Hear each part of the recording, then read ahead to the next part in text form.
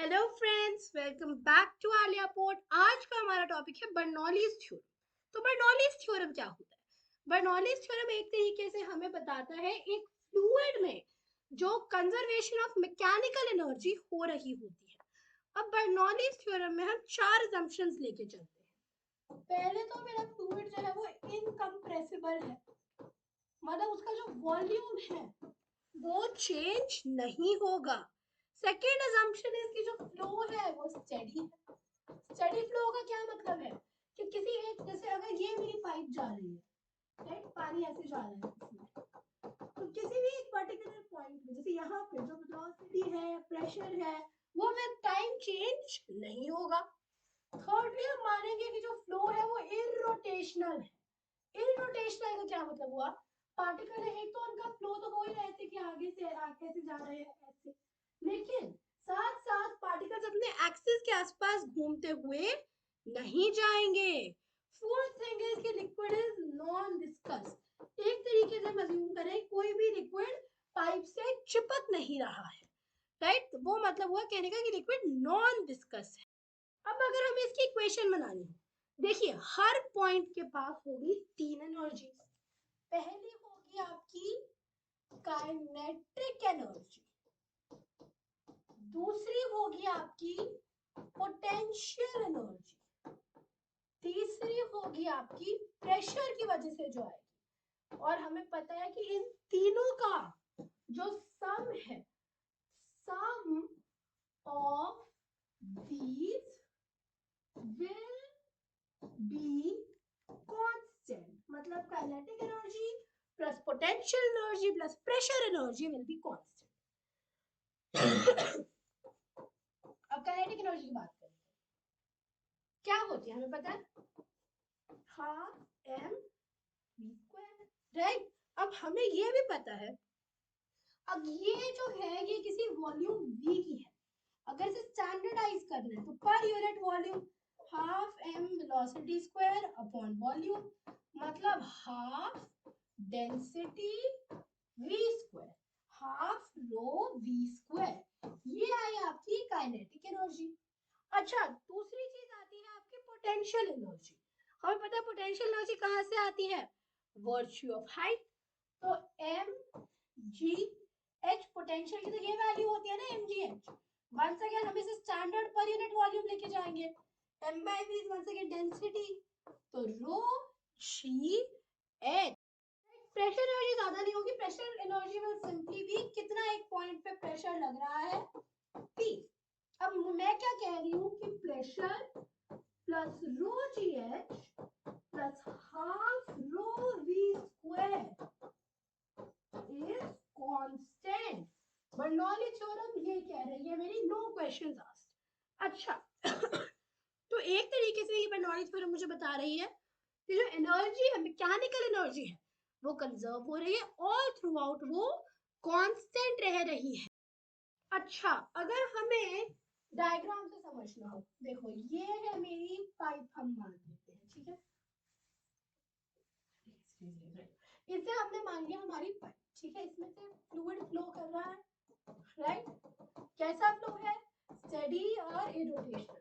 Fluid कैसा है? Incompressible और फ्लूइड है इनकम्प्रेसिबल और नॉन विस्कस। दैट इज, ना उसका वॉल्यूम चेंज होगा, ना वो दीवार पे, ना वो इस ट्यूब पे चिपकेगा। अच्छा देखो, इसका एरिया मानो A1 एंड इसका एरिया मान लेते हैं A2, राइट? वेलोसिटी मान लो V1, वेलोसिटी मान लो V2, राइट? अगर हम प्रेशर की बात करें अब यहाँ पे, तो वर्क देखो, प्रेशर 1 यहाँ पे, प्रेशर 2 यहाँ पे, volume is same, work done कितना? P delta V। एक तरीके से volume P2 minus P1, sorry, delta V into P1 minus P2, ये आएगी मेरी वर्क डन की वैल्यू। अच्छा, अब हाइट, अब देखो ये आएगा आपका वर्क डन। अगर हम बात करें अब आपके उसकी क्या कहते हैं, चेंज इन पोटेंशियल एनर्जी, यहाँ पे एम जी ये कांस्टेंट रहेगा, mg times change in height कितनी h2 माइनस h1 अगर हम मान के चले mg h2 minus h1 right delta mg h2 h1 की मास कैसे वेरी करेगा आपका देखो मास वेरी करेगा यहाँ पे कितना निकल रहा है उतने टाइम और उतने ही टाइम में यहाँ पे कितना निकल रहा है so mass very delta mg h1 minus h2 अब अगर हम काइनेटिक एनर्जी की बात करें डेल्टा की हाफ टाइम्स मास कितना कंसीडर कर रही हूँ डेल्टा है v2 square minus v1 square ये आपका सारा है कंजर्वेशन ऑफ मैकेनिकल एनर्जी के हिसाब से डेल्टा के plus delta u plus delta pressure energy zero मतलब delta v p1 delta v times p1 minus p2 plus delta m by 2 times v2 square minus v1 square plus delta mg h2